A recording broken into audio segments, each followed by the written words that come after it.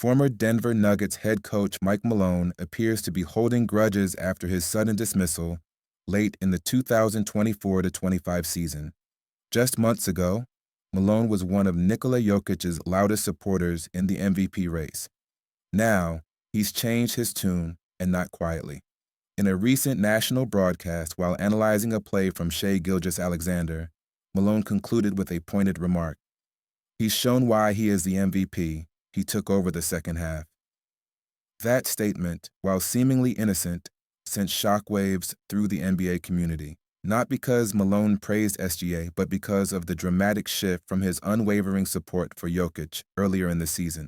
Malone's sudden change of heart is being interpreted by many as a swipe at his former star. It raises an uncomfortable question.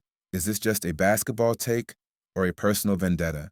Throughout the season, Malone had passionately campaigned for Jokic, emphasizing the Serbian center's historic stats, averaging a triple-double and ranking in the top 3 of every major category. He once said that if you looked at player A and player B on paper, Jokic would be the MVP 10 times out of 10. He even criticized those who disagreed in not-so-family-friendly terms.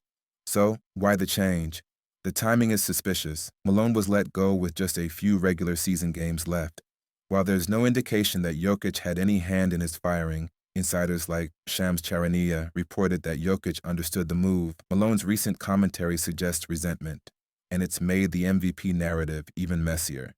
To be fair, SGA has made a strong case of his own. His leadership and clutch performances, especially during the Thunder's Game 7 win over Denver, caught the attention of voters and fans alike.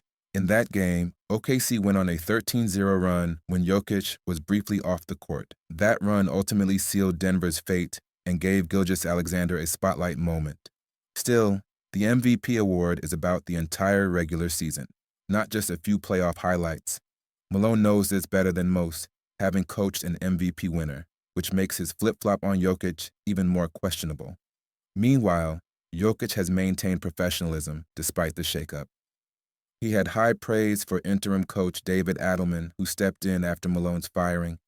Jokic credited Adelman with reigniting the team's energy. He made us believe something. I think he did a really good job. The team responded to Adelman's leadership, defeating the Clippers in 7 games before falling to the Thunder in the same stretch. Other players echoed Jokic's sentiment. Aaron Gordon voiced his support for Adelman's future, saying, I love David Adelman. I hope he's our coach next year. I've worked with him before, and he was excellent. This emerging support for Adelman may also explain Malone's apparent bitterness. It's clear that the locker room wasn't as united under his leadership as it may have seemed. Jokic, ever the realist, reflected on the team's limitations after the loss to OKC. We didn't win the championship, so obviously we can't do it with this construction.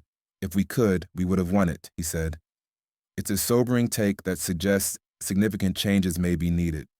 Denver's core trio, Jokic, Jamal Murray, and Michael Porter Jr., is under scrutiny. Porter's inconsistency and hefty contract present challenges, and Murray's injury history makes him a risk for potential trade value. That said, don't expect the Nuggets to blow up their roster just yet. The market for these players is limited, and Jokic still forms the foundation of any championship hopes. Add to that the Russell Westbrook dilemma. Once a spark plug off the bench, Westbrook's season unraveled amid reports that teammates viewed him as immature. Trust issues like that can fracture a locker room and may explain some of the late-season turbulence Denver faced. Still, none of that diminishes Jokic's value. Statistically and emotionally, he remains the most impactful player on the Nuggets, and arguably in the league.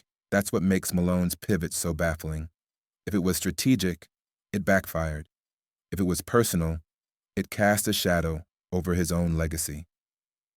As the MVP race heats up between Jokic and SGA, Malone's comments may only add more fuel to the fire.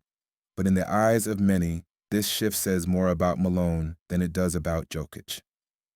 So, what do you think? Did Mike Malone go too far with his latest comments? And has this public pivot damaged his credibility?